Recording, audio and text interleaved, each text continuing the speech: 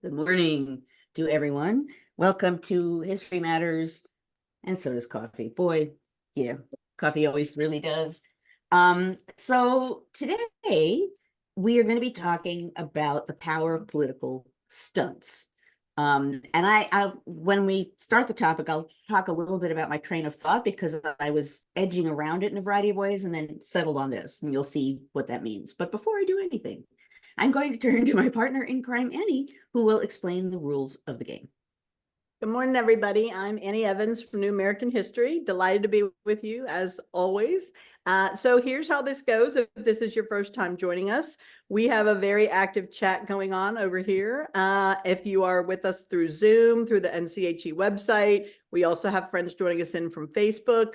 But as much as we love the chat and we're entertained by the chat and we love the community that's built up in the chat, if you have questions about today's topics, and I know you will, we need those to go in the Q&A. I'll be back in about 30 minutes to sort through the questions and share them with Joanne, and then we'll have a discussion. See you in a little bit. Excellent.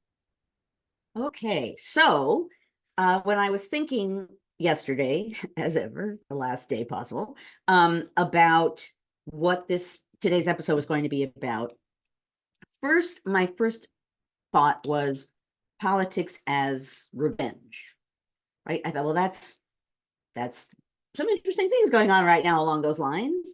And I began looking things up. I found Chris Christie and the bridge. I can't remember which bridge it was that he made so that it was going to deliberately hurt one of his political opponents by creating traffic on the bridge. Anyway, I started out with politics as revenge, but what I soon found was not like the present, but in other ways, more subtle ways or more indirect ways, revenge and politics, there's a long story to be told, right? And part of what I'm going to talk about today, and part of what I would have talked about if I was talking about politics as revenge, would have been the fact that what we're talking about is a spectrum. So I don't think, oddly and sadly enough, you can say, well, some things are revenge and some things aren't, and there's nothing in between. There's a lot of in between. Although some of what's going on today is extreme. But anyway, I started out with politics as revenge. It felt ultimately as easy as that should be. Didn't feel as though I was really landing, what do they call it when you are on the Olympics, landing the land, whatever the heck it is, pegging the land, whatever it is, when you do some amazing gymnastic thing. I don't have chat open, so I can't tell what you're saying. At any rate, landing the plane is what Heather says, so we could stick with that. Anyway, I decided to veer in a different direction, and so instead went with stunts, because number one, that also has a long and storied history within American history. It also, there's a spectrum of things that fall into that category, but I could think of a historic example that pretty much explicitly someone says, yeah, we knew this wasn't going to work, but we just did it to make a point. That person is Thomas Jefferson. I will come back to him momentarily. But at any rate, that's why I decided to talk about the power of political stunts. Now, of course, that's bound up with a number of things about a democratic politics.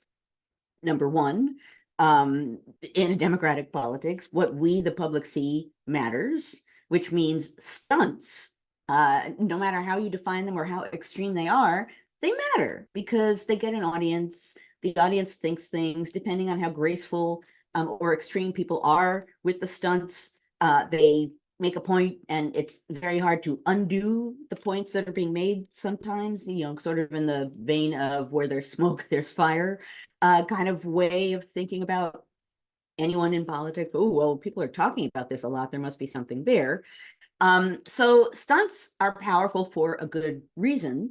And some things you could argue are partly have a real cause and partly, regardless of what happens, can act as a stunt. And then some things are just stunts.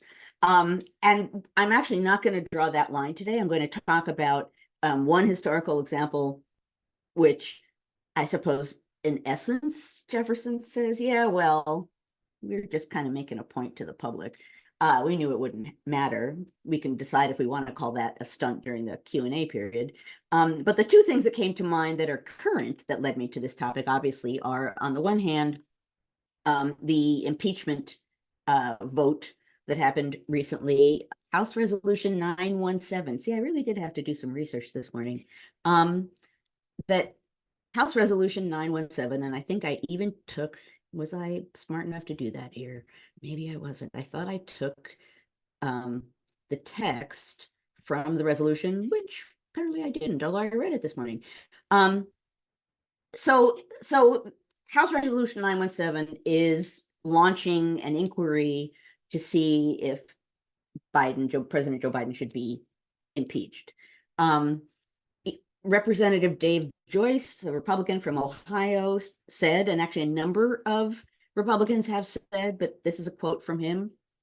I have yet to see any evidence supporting accusations, but he did vote to formalize the impeachment inquiry. When he was asked what high crime or misdemeanor was being investigated, he said, quote, "Well, yeah, that's a good point." That's a quote. But what he said, and what a number of Republicans are saying, is that, well, this isn't an impeachment, it's an inquiry. Like, we're inquiring whether we should impeach. That's a kind of a fine line to walk. So what a number of people, including David Joyce, said was, well, this is an inquiry. That's why we could all vote for it. It's not real impeachment. I mean, we're deciding whether he should be impeached. The White House, logically enough, said it's a fishing expedition because they don't have any evidence. And go ahead and search online, and what you will see is a number of Republicans. If you go to, I think it's congress.gov, you can see the text of resolutions that have been proposed in the House but not passed. And you can see many things that people are claiming happened that count as crimes. Those resolutions have not passed. And you will see, not on congress.gov, but various other places online, a number of Republicans saying, yeah, well, I haven't seen any evidence yet of wrongdoing. Nope. So, if you want to define a stunt as something being very particularly timed to create a lot of smoke before a presidential election, that will have a big impact regardless of what happens, because there will then be ongoing talk for months of crimes and misdemeanors, and it'll be somehow associated with President Biden. And because Hunter Biden, who on his own may have legal issues, but they're his and not necessarily the president's. Anyway, you can see how this will create a messy conversation, even if there's nothing but smoke. And so the timing of this puts it into the stunt category. The other thing that came to mind, a little, I'd say more a trap than a stunt, perhaps. And I will apologize. There's drilling and banging going on above me, so nothing dramatic is happening here, but they're beginning to bang up there. The other thing that came to mind when I was thinking about stunts, of course, is the testimony in the House of 3 MIT, Harvard, and UPenn presidents about free speech and anti-Semitism on campus. And Elise Stefanik, I hope I said her name correctly there. It's Stefanik. I can't see anyone. Chat's closed, so I won't know. So I'm just going to go with that. Who grilled them on what they were or weren't doing about anti-Semitic speech on campus, and like really drilled down hard, which is what she wanted to do. And I don't believe I have that quote in front of me, but that actually drilled down, I believe, is the phrase that she used. And so that in and of itself was going to be charged and would get a lot of attention. As anyone out there who has said anything at all, anywhere about Israel or Gaza knows, the climate here is right now everywhere, but also particularly here, is so fraught that you can say the most basic thing and people jump on your head. Right. So I, silly person that I am, keep going onto a variety of social media platforms and saying, if you're desecrating a menorah in Oakland, you're not attacking Israel. And which I said a couple of days ago, and then of course a number of people said you're right. A number of other people said, Gaza, and I said, yeah, you're not helping Gaza either by just creating a menorah in Oakland. But no matter what you say right now, it's fraud. So certainly having that kind of hearing and asking university presidents to talk about anti-Semitism on campus, I won't say as a historian it was guaranteed to cause trouble, but pretty close. I don't want to say unique only or guaranteed, because contingency is part of history, but that in some ways was a kind of a trap. And what happened, among other things, is that the university presidents consulted with lawyers before they went in and did the hearing, and were given lawyerly advice about what they should or shouldn't say. And so the Penn president, after she was ousted, she resigned after this. The Penn president, McGill, I believe is her name, said, explained, in that moment, I was focused on our university's longstanding policies aligned with the US Constitution, which say that speech alone is not punishable. So she's focused on policy and Constitution and legality.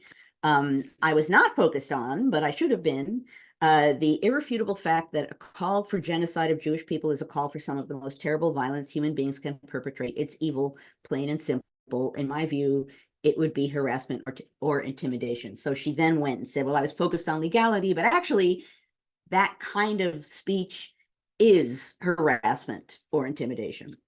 Obviously, this is not something that's going to be settled immediately or with this moment having to do with these three presidents, but that was certainly a moment that was, it was intended to have some kind of public impact, and almost guaranteed to, again, contingency, but given the topic and given the ways in which colleges and universities are also under attack constantly for, you fill in the word, indoctrination, woke, whatever else it is, and just given the fact that the question of Israel and anti-Semitism is a very messy one right now between Republicans and Democrats, and Republicans can and are doing all kinds of things, railing against anti-Semitism, even as they hang out with really radical anti-Semites at their dinner table. This is a complicated moment, but still, does it fall in the stunt category? It certainly falls in a category that no matter what happened, it was going to be a display of some kind that would be useful. You can decide if you want to call that a stunt. And along those lines, what I want to talk about today, as far as historical examples, and I have to add one quote, actually, only because it made me laugh.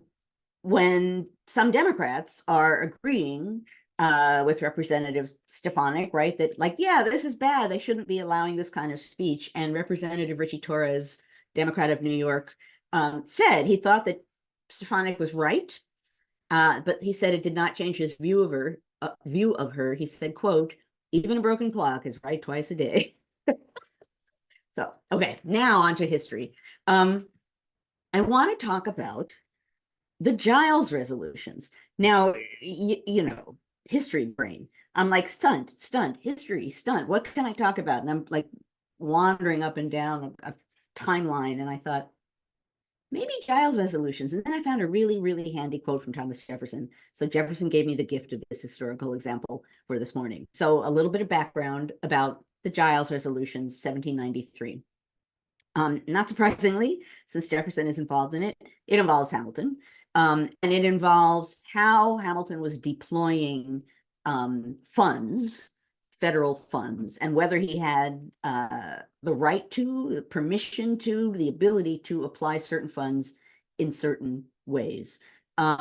There had been, in 1792, there was a financial panic of kinds that in part was caused by people still speculating on, bank stock and any number of other things. Hamilton and speculation sort of traveled along together. Not necessarily that he was causing it, but by creating sometimes dramatic, bold financial policies, people were now investing and speculating and finding all kinds of ideally get rich quick schemes banking on, pun intended, Hamilton's financial policies. So 1792, there's something of a panic. In response to that, Hamilton wants to find a way to sort of stabilize things and maybe prop up the bank a little bit. He's trying to find something to do to stop this idea that there's a financial panic. So back to this here. This is complicated, so actually I'm going to suggest, and I think I even wrote down where you can find it here. If you go to Founders Online and find their editorial note, Jefferson and the Giles Resolutions, that is the best explanation of this, because as you'll see, it involves different funds and different accounts and it's very complicated, and I'm not going to subject you to all the details. I will give you enough to understand what's happening here. So, and I know Tim can find it and give it to you. But that's the precise title of it, Jefferson and the Giles Resolutions, on Founders Online, editorial note. Okay, so Hamilton, apparently, to stabilize things, used money borrowed in Europe to try and help prop up the bank.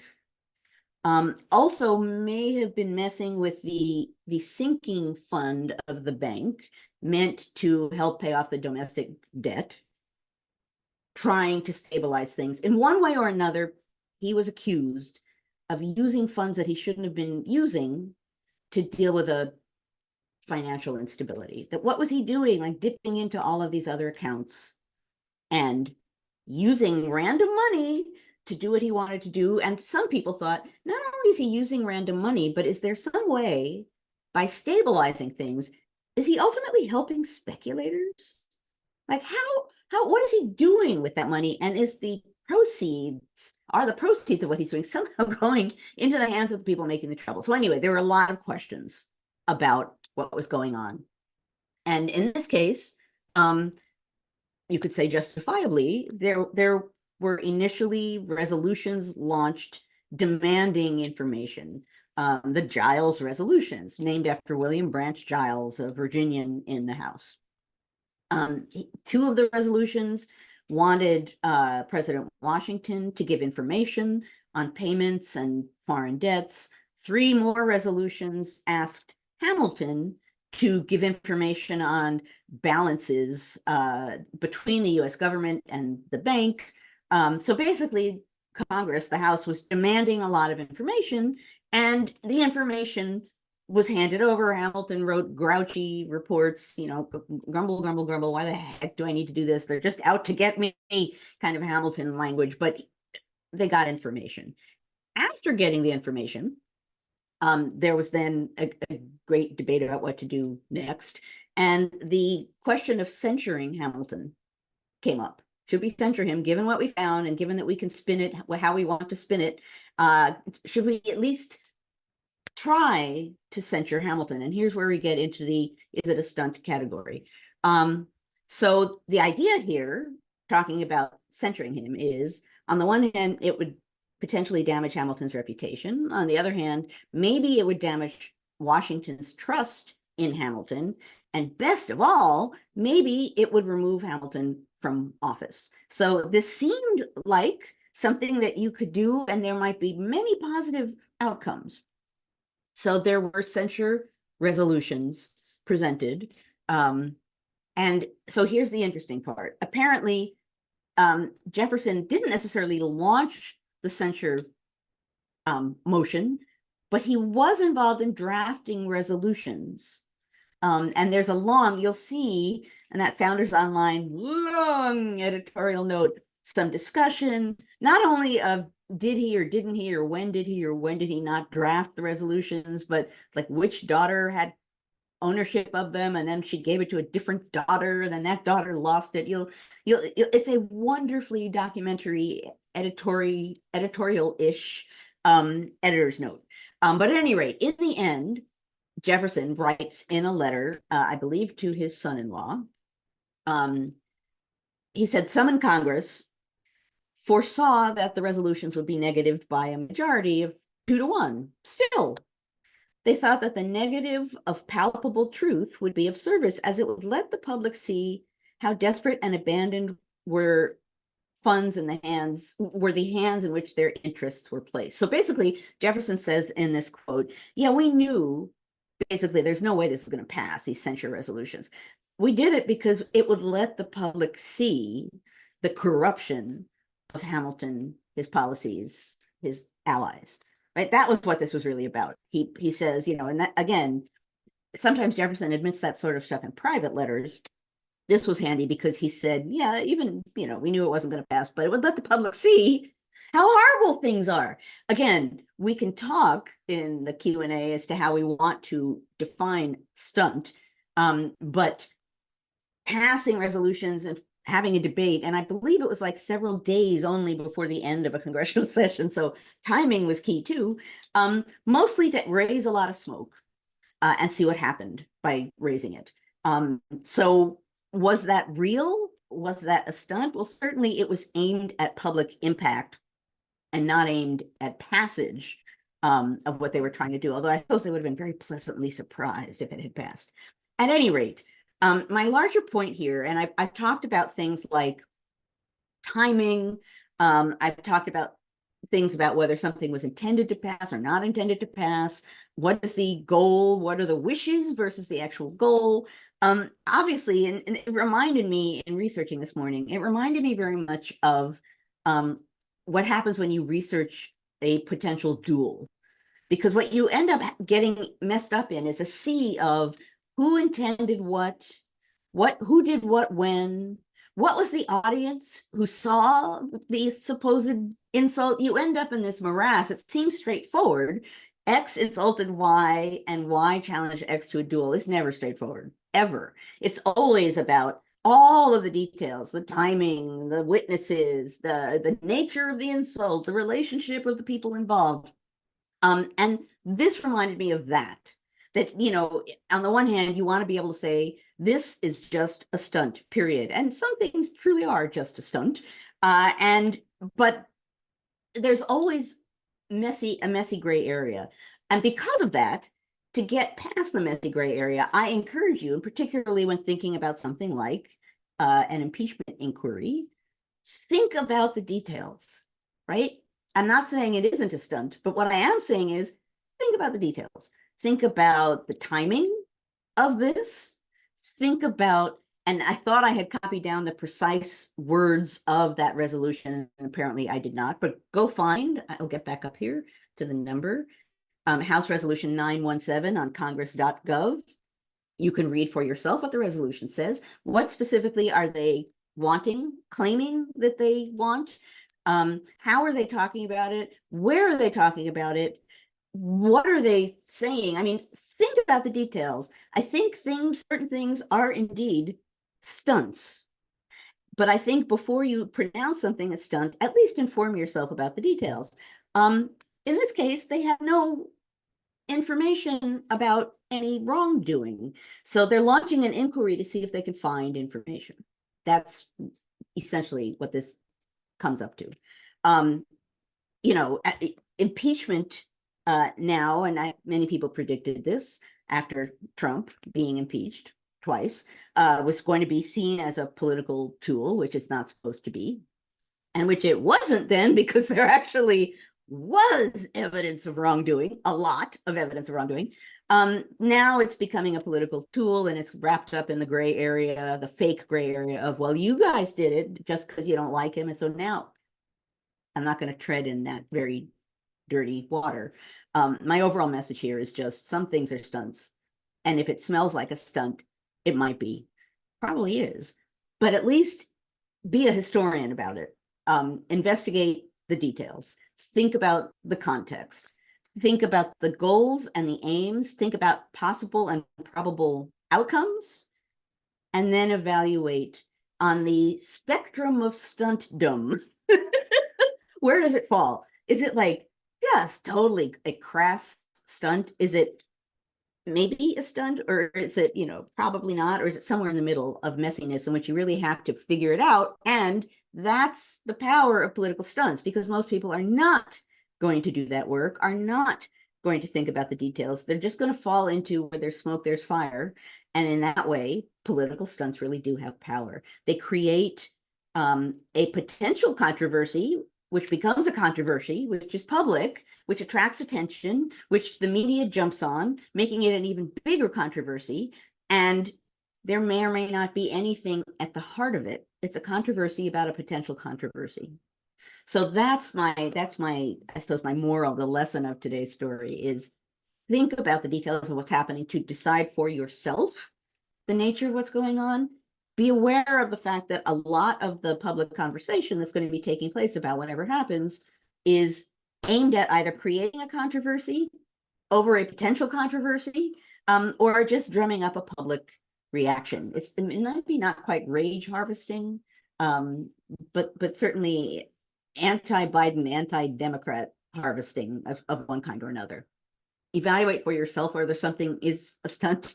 If it is, say so loudly. And once you've decided that for yourself, evaluate what other people are doing and how and why they're doing it. And you will be very well informed in a way that the press is not these days always enabling us to be, about why they're covering what they're covering and how they're covering what they're covering.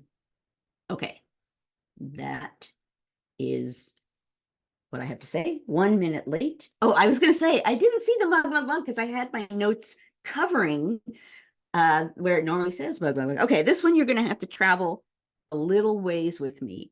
When I was looking in my mug cabinet, and I was saying stunt, stunt, stunt, and I came up with something along the lines of a stunt. Okay. So this mug, actually, I don't know if Matt is here today. If he is, this comes from Matt, and maybe I'm assuming that I always assume if it's a mug that someone made that Carolee is involved. Did someone just say Yale elitist mug cabinet? We're putting that on Room Raider. My Yale You elite. should get a picture of your kitchen cabinet with all your mugs and have Mug Raider. My Yale elitist mug cabinet. At any rate, it's messy in there because I'm trying to cram as many mugs in as I can get. Okay, so I'll show it to you first and then I will explain it.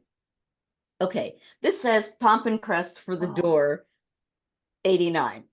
Let me explain this and you will see how it falls into the stunt category. So we were talking about political views of women in politics when the government first started, and how women felt that they had rights in politics, and very quickly men began saying no, women don't have any rights. And there were newspaper essays meant to poke fun at the fact that women suddenly were claiming that they had power.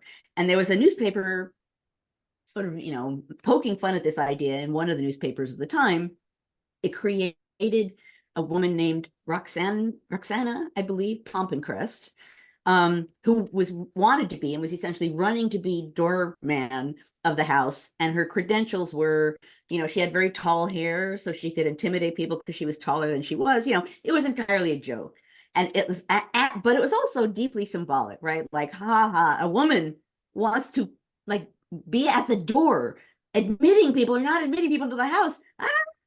Hair on fire. So on the one hand, it was meant to be funny, and on the other hand, it represented a real fear. And so someone can tell me here how this came about. Did Matt make this up and have it made? Was Carolee?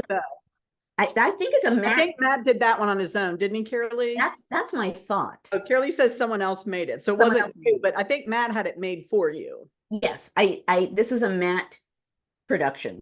Pomp and crest for the door. 17. Carolee said somebody else made it and sent one to you and one to Matt. Oh, okay. I'm gonna go with Carolee because she's much better memory than I. I do not know. I know I associate it with Matt, who loved Roxana Pompencrest and created a Twitter account in her name. Yes, his Twitter account had that on it. Yes. I think it still does. It's so funny. Sydney, you can send a mug to NCHE. Sydney just said, "What can I send a mug?" NCHE. Now you're gonna get a cool mug from Sydney. I know. Matt loved this whole thing. And he does. He really does. And made a Twitter account for Roxana Pompencrest. He'll be sad he's not here today. I know. Pompencrest. But you can see why I was like, stunt. Yes, this is as close as I come. It's a great mug. right? Isn't it? It's a wonderful It's a mug. nice heavy mug too. It is. It's a big one. So, okay, I will now stop talking and we can open things up for questions. All right, well, we have some good questions, starting off with Sydney, our favorite college student, Sydney. Sydney asks, how effective are political stunts in terms of swaying people to support one politician versus another? How much power do political stunts actually have? Okay, I will answer that. I just will answer the very quick question. Why does it say 89? 1789, when they were looking for a doorkeeper. So it's just not our 89. Okay, so how much power can political stunts? Well, they can have a lot, right? I mean, and this is certainly something that in my looking at politics in the late 18th and early 19th centuries, you'll see someone like there was a Massachusetts, I think it was Theodore Sedgwick, who was declared to have been killed in a duel. I may be getting this wrong, but I believe that's what it was, which hadn't happened. But the gossip went back up to Massachusetts, and poor Theodore Sedgwick is sending a series of letters back home saying, I'm not dead, I'm not dead. Because once that idea was out there and everything associated with it, he couldn't undo it. That the word was out. So some of that is involved with these stunts, which is the image, right? The image of three college presidents lined up and being interrogated, not interviewed. The image of, an impeachment vote, whatever it is. Sometimes it's the image, sometimes it's the wording. It's the appearance or sound of something can have a huge impact regardless of the actual heft and weight and content of what's being discussed, which of course is why they're a handy dandy thing to do in a democratic politics, because, and this is one of the things that the founding generation feared about just open, plain democracy, it's grounded on public opinion. And public opinion can be swayed by anyone and everything, and particularly by a demagogue who is willing to say or do anything to get power, and then they get office and they do whatever the heck they want to do, which may or may not have anything to do with what they said to get office. So this stuntdom, the spectrum of stuntdom, plays into fears about a major vulnerability of democracy, which is also, I've said this before, one of its glories is that it rests on us, we the people. We are the power in a democratic form of government, and that is a blessing most of the time, but it can be a vulnerability for all of the reasons behind the question that Sydney asked, because there's a lot of power behind things, even if they're very obvious stunts. If they open a door for some people, however extreme they are, to say, oh, no, there are lots of crimes. That's why they did this. It's not because they want to make Biden look bad. They know crimes. They know a lot of crimes. And it becomes hard to contest that, or harder to contest that, despite the fact that there haven't been. And even Republicans are saying there's no evidence. So the power is the what ifs and the maybes and the smoke screen and everything else. That creates an atmosphere in which you can do a lot of damage. Yeah. Okay, Carolee, our favorite middle school teacher. Carolee asks, after we think about the details and spectrum of stuntdom, how do we fight for the truth against these misleading stunts? Well, there is indeed a question. And I have to say, I make up these phrases and words, and then the first time I hear someone use it, it makes me so happy. Spectrum of stuntdom. Spectrum of stuntdom could be a band name. Write that down, Carolee. It's good. Thank you, Carolee, for using that, because it makes me happy. What can we do is the question, right? What can we, Annie's so bossy. Make it a mug. Well, Sorry, what can we do? In part, we can certainly, take up air, voice what we're saying, call members of Congress. I mean, the things that we always say to do. To me, as someone who at least has a little bit of a public platform, this tells me to talk about this all the time, a lot, in a way that doesn't feed the feeding frenzy around it, but that does say, there's no evidence. So like, our new Speaker of the House said we need to follow the facts regarding impeachment. And I responded and I just said, what facts? Right. Because so far, there aren't any. So at any rate, certainly sitting back and watching it happen is never the best course of action. All of you, in one way or another, have people or groups or places that you write, clubs, friends, family, circle, you in your life. This reminds me of Benjamin Brown French. Benjamin Brown French, right before the Civil War breaks out, he can see it looks like it's coming and it's really terrifying him. And he says to himself, what can I do? What can I do? He's like, I know. I'm the head of the Masons right now, the national head of the Masons. So at my service, in a sense, I have a way to enlist all of these Masons into doing what they can to fend off a civil war. And so he writes to all of these Masons and essentially says a version of what I just said. You all of you Masons, if you just contacted 10 people and talked to them and told them the danger of what was happening and had conversations, think of how many people we would find, hundreds of thousands of people we would be discussing. Maybe it would have an impact. And unfortunately, what he found was that some Masons wanted nothing to do with this and actually were angry, Southern Masons were like, yeah, go home and whatever, they're out to get us. They're out to get us. I don't really care what you're saying. Didn't work so well. But you can see his mind going in the same place, right? What can we do? What can we do? Oh, well, I can do something with the Masons. Maybe that'll work. Bad example because it didn't work. But sitting back and being silent is not a good way to take this on. Thinking about the ways in which you can make your voice louder and then speaking up about it after you've done your investigation for yourself and you have decided for yourself that something truly is a stunt, because we're not indoctrinating people here at all. We're asking them to actually think, evaluate facts, and draw conclusions.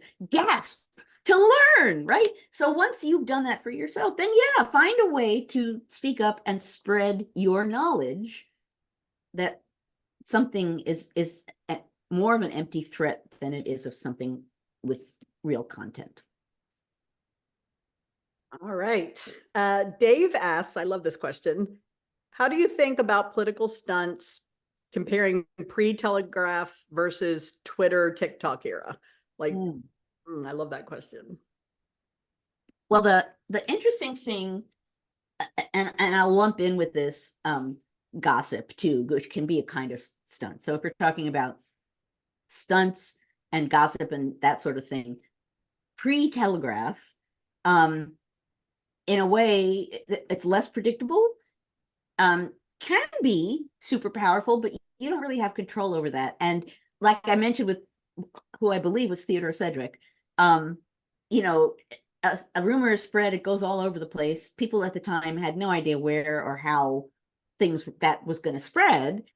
So it might end up being like more powerful than you thought. It might end up fizzling, but it becomes almost impossible to contradict it because you'll never be able to go the same route. It's not like you can go to the newspaper of record, because there isn't one newspaper of record in those early years, in the way that we now-ish believe that there is one. So it was more loose cannon-ish. This stunts or gossip or the spread of that doesn't mean it didn't do damage, doesn't mean that there were some that were highly effective. But once you get forms of technology, one of my favorite topics, once you get forms of technology that can better control the reach and the flow and the speed of stunts on the spectrum of stuntum, or nasty gossip or whatever it is that you're doing to try and make trouble, well, then along the lines of Sydney's earlier question, then it becomes something that's potentially really powerful because it can be directed in a way. It can be timed, directed, mapped. You can begin to use that form of political attack as a real weapon, as opposed to sort of, tossing an explosive somewhere and wondering what's going to happen. In this case, you can direct your attack. So technology makes it more and more powerful. And as I've said probably too many times at this point, once you get to TikTok and social media platforms, now you've got a person and a phone who can see something and broadcast it, and depending on how they present it and who they are and who they get to re-present it, it can just go viral, and no one truly has control over that. And that can happen, within hours. And that's part of what's terrifying, I think, for anyone about using social media and all of these sort of forms of insto communication, is that you can do something or say something that you have no ill intention at all, and it's taken the wrong way or deliberately perverted in some way, and then you're in trouble, and something goes viral, and then there you are at the middle of that. That becomes a really, really, really powerful weapon. And again, that's the sort of thing that's multiplying and magnifying the impact of something like, we want to ask questions and find out if an impeachment is justified.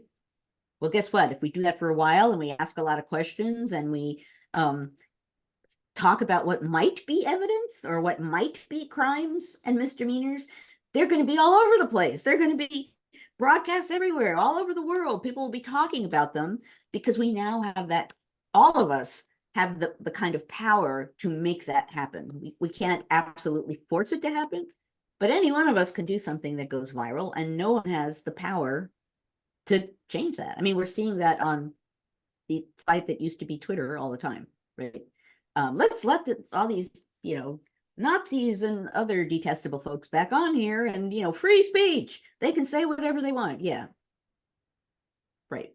Okay. Well, they will, and it'll spread everywhere. And what are people to do about it? Okay. I'll get off my soapbox. No, you won't. We count on you not getting off your soapbox. I guess. Okay. Then stay on that soapbox for at least another 15 minutes. Okay. All right. Our good friend Debbie has a question and a cool analogy. She says, how does one distinguish between a political stunt and political symbolism aimed at educating the public? So she used the analogy of stunt versus symbolism. I can't talk today. Stunt versus symbolism is to terrorist versus freedom fighter. So how do we distinguish?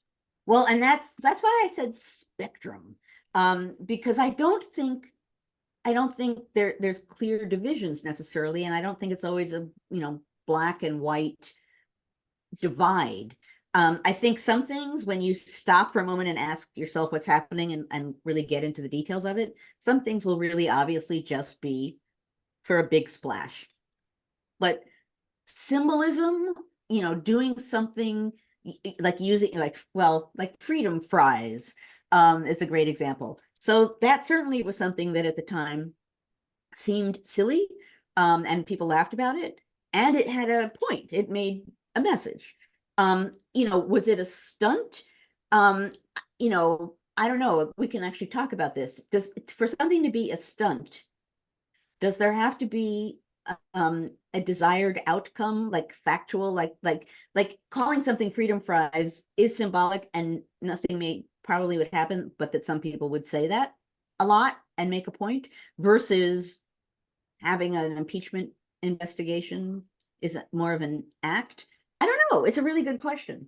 But stunt to me feels more severe than symbolism. Symbolism, I mean, the names of political parties are symbols, right? You have the Federalists in favor of the Constitution, and then very quickly the anti-Federalists, the unfortunate anti-Federalists who became the other guy's party. Party names have that kind of symbolic power. So I don't think that qualifies as stunt. But I do think that's the same kind of emotional impact that a stunt would have. So I'm not going to even, or if I did, it would take longer than the next 11 minutes, try and make the divide between those two things. But I do think there is a difference between making a catchy phrase or stating something that is intended to have an emotional impact versus, you know, a highly dubious impeachment or setting up, you know, a public hearing about anti-Semitism on campuses. Those aren't symbolic. Those are acts. So I'll pause there. It's a really good question, and if we had longer, I would try and work it out while sitting here in front of you. But at the moment, I will pause. I see Clinton. Wait, I didn't open chat. No wonder I feel so blind. Clinton says sociologists have written many books about symbols. Yeah, well, and there are books written about, you know, the symbolism of George Washington in early America and how that changed over time. Symbols are, you know, sort of the bread and butter of politics. So that's not the same thing as a stunt, but defining the two is interesting. That should be turned off. Apologies. What should be turned off? I had that weird digging noise from the, I don't know, it just made a weird noise. Sorry about that. I didn't hear it, so you're all. Oh, it sounded loud here. Okay. Are we ready for the next question? Yes. Okay. Give you a minute to sip your coffee in your pumpkin crust mug. Okay, so this one's from Linda. Hi, Linda. It says, historically, have stunts been used more by whichever party is in the minority or the majority at the time? That's a good question. I don't have the absolute answer to that. One would think that the party in the minority would want to do that because it would get attention, but I don't think that that's necessarily always true. So I don't think I can give a yes or no. That's actually the kind of question to ask when you're evaluating what someone is doing. Are they the majority of the minority? If they're the majority, why are they resorting to that kind of behavior? You know, one might say with an impeachment inquiry, well, they may be a majority in the House, but are they a majority in the nation? Right now, probably not. So that's an excellent question that you should ask. Is who's asking it and what might they want? What's the goal? What's the desired outcome, or what are the possible desired outcomes? Because there's probably a spectrum. You know, boy, if this went really well, we could like get Hamilton removed from office. But if we just smear his name a little bit, that would be okay too. Yeah. Okay, Sydney has a great question. Sydney asks, is there some truth in the phrase, there's no such thing as bad publicity when we talk about stuntum?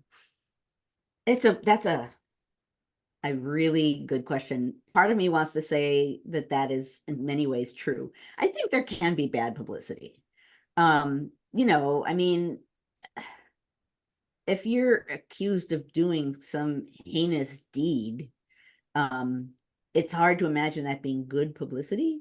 You know, so I don't think you can be charged with doing anything and have there be a fuss about it, and people can say, well, yeah, you know, he was accused of, I don't know what, you know, name some horrible crime. He's accused of murdering his mother, but hey, it's good publicity. I don't, you know, think that that's necessarily true, but I do think we can go pretty far into the negative category, and it can act as positive publicity depending on how it's aired and how it's debated and how it's defended or attacked. It is true that sometimes things that you think, particularly nowadays, some things that you think should sink someone, like really sink someone, really doesn't. Like really doesn't. And sometimes it might be because they came up with a clever response, or sometimes it might be because their particular sin resonated with a lot of people, so they kind of like it. You know, I think all of us sitting here could think of moments in recent years, and not necessarily even political, when someone, a celebrity or someone, was accused of doing something horrible or gets messed up in something horrible, and you think to yourself, well, that's that person's career. People say that about politics all the time, like, wow, if this had happened 15 years ago, that person would be drummed out of politics. Well, I mean, George Santos until very recently, right? People were like, really?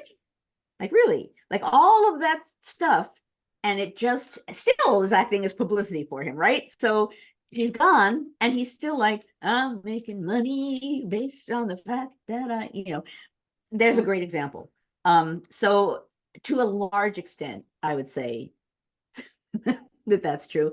I don't know why I just made up a George Santos song. I'm sorry. Bowen Yang is going to sue you now. I'm making money. Wait a minute. Freeman can't sing that. I'm Bowen Yang and I'm the Santos on Saturday Night Live. That's funny. Okay. Dave asks, when are stunts more than stunts? Is there a difference between a representative or senator going on a news show and saying something timely, misleading, or lying to create smoke and mirrors versus spending taxpayer dollars on a fake, stunt? Well, that's a huge aspect of this, right? Taxpayer dollars, because whatever's going to go on now with the impeachment inquiry, we're paying for it.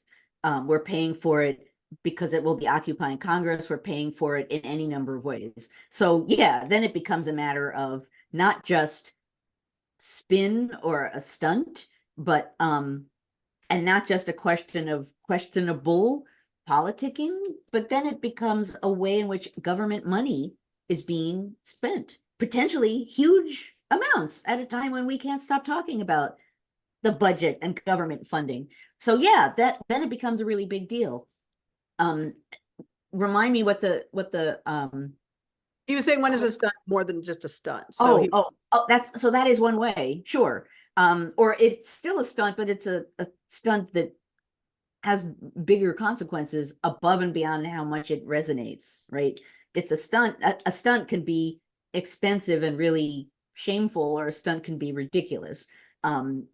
Expensive and shameful, again, depending on what happens with this impeachment inquiry, might fall into that category. Ridiculous, a stunt can be ridiculous, still can do damage, but can be in a very different category.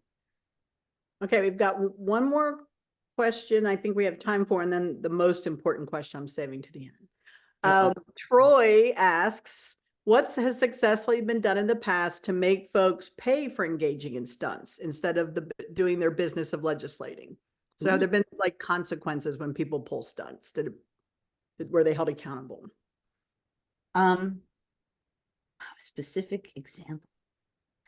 Right now, my brain is not pulling up a specific example, but what my brain is telling me is if people can successfully, particularly if it's an obvious stunt, like someone does something that's like obviously outrageous or something, and it gets noticed. So in that sense, it's a successful stunt. If people can point to that and truly highlight the ridiculousness of it and the fact that it's not even remotely true in a persuasive, widespread way. So if you manage to flip the circumstances and to say, really, do you approve of this person doing that thing in that way with no impact, and it just cost you $200,000? If you can flip it in a way that's persuasive, then yeah, you can, that might come tumbling down on someone, but it depends on skillfully counteracting a stunt with even more skillful rhetoric and logic and publicity. This is all of this stunt and gossip and the impact of it. It's such a nebulous kind of area because it depends on like who thinks what and how, and the emotional impact that it has, and its staying power, and all of these things can be hard to measure, but that doesn't mean that they're not powerful. All right. Ellen has a question that I think everybody is wondering, and I just want to make sure we don't forget to answer it before we switch over to the after party. She wanted to know what the schedule will be during the holidays for History Matters. Okay. Before I do that, I do want to say Francesca has a good point, which is that stunt has a knowing quality to it, right? Like an intent. There's a nature in which it's a planned impact as opposed to here's a symbol. So I think that that's good. Okay, so what will be the schedule? Well, in part, we haven't talked about it among the people who we need to talk about it among, but normally what happens is, and I don't even have a calendar in front Here comes the boss. Yay, okay, boss. So not Springsteen, but John. The other boss. I'm assuming that I will be recording a Christmas and New Year's episode ahead of time. What does the calendar tell us? So Friday the 22nd, I'll be here. I think Claire can will do as it. well. Okay, And then the 29th, the NCHE office is closed the week between Christmas and New Year, okay. but I have nothing going on, so I'm happy to hop on if you and Annie would, or if you want to record something. I think either way works. So whatever Okay. Well, works so for that's good. So the 22nd, we can do it. I can do it. I will be on the other coast on the 29th, at my mother's house. So I will have to see what the circumstances and Wi-Fi and everything else are there, but I could find that out and let you know. So the 29th could be a little up in the air. Okay. The 22nd, this is, well, I hope this is good. It's good to me, John. Are you now sorry that you said something? No, No? we're doing some food prep. We're doing my family Christmas that night, but my wife's a chef. She doesn't need me. So And Annie, is that okay with you? 22nd's good. Okay. And Claire? I'm here whenever you guys are, so. We're such an exciting bunch. Okay. Yeah, I'm gonna really need coffee on the 29th. I'm gonna have been with my family for a week. Yeah. Families are challenging. So yeah, I might need the History Matters community a lot. Like, I have nothing to talk about. Just be here for me. I'll have a lot of anti time that week, so I might look a little tired because. Well, I'll be with the West Coast people doing this at crazy o'clock in the morning. Oh, you and Carol Lee will be up at 7 a.m. That's crazy. Yeah, I know. So anyway, that's true. So those count on the road to 200. I am never up at 7 a.m., Carol Lee, I can promise you that. I wasn't even up at like 9:10 this morning. I was like, it's 9:15. Oh my gosh, I have a half hour. Run. Okay. That's a plan. I love it. That's good. So thank you for asking that question because yeah, I'm gonna So is this where we need to switch? I think this is where we're going to segue. So let me explain what's going to happen now. We are now going to go to the after party. What that means is that we will no longer be recording, so that we can be even freer and easier than we were during our episode, because we're so formal during our episodes, but still, that's the idea. If you beamed in through the NCHE website, just stay where you are and poof, you will be in the after party. If you are watching us from Facebook, you need to leave Facebook and go to ncheteach.org/conversations. That's ncheteach.org/conversations. And then you too, poof, will be in the after party.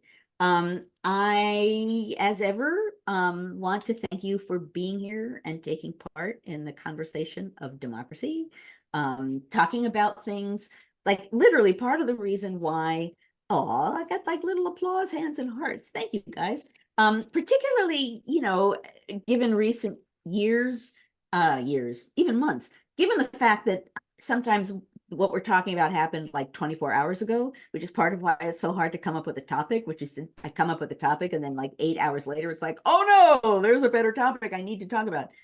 Being here to engage in that kind of conversation at the moment when we need to be thinking about it, that matters for all kinds of reasons. So I appreciate that you're here. I appreciate that you've been here as long as you've been here.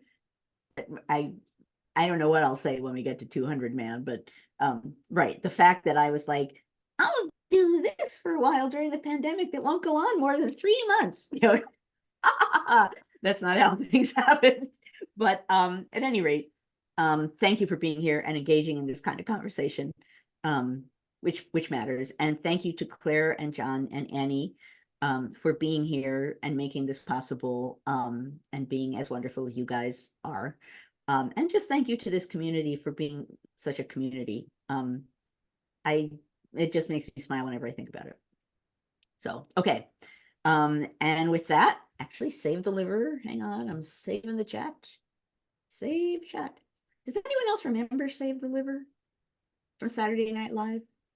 No, I don't remember that one. It was Dan Aykroyd pretending to be Julia Child. I do remember him pretending to be Julia Child. I just don't remember the liver. Save the liver. Yeah, that from that skit. I don't know why that's in my head, but that's why when I say save the chat, it comes out in my head. Save the liver. Anyway, I'll stop Amanda talking said her now. dad quoted that all the time. Oh, all the time? Yeah. That's very funny. Oh, okay. That part, I remember him saying something about first you take the chicken, and he was like digging his hands on the chicken, and it was gross. It was, the whole thing was gross. Save the liver, maybe it was said as his vein was spouting blood or something. I don't remember the skit. It was goofy. Yes, there's Tom mentioned just a flesh wound with a. I'm sure Timmersman will find a video quickly and put it in the chat. Yeah, and they've already Linda, done it. Jim already beat him to it. There we go. Linda always quotes the Big That's Lebowski. This might be our after party conversation about things that we always quote. But at any rate, Facebook, we're still recording, so we probably need to wait. I know, so we should stop now and segue on to the after party. Thank you, everybody, for coming.